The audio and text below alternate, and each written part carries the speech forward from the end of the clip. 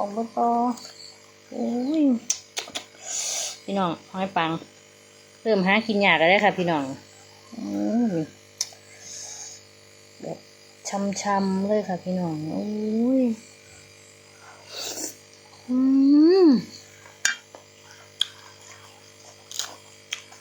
หวานกรอบแห้งพี่น้อง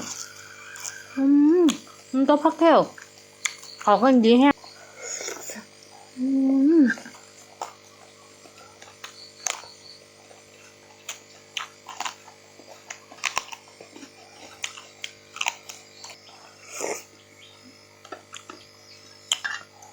เขาก็แห้ง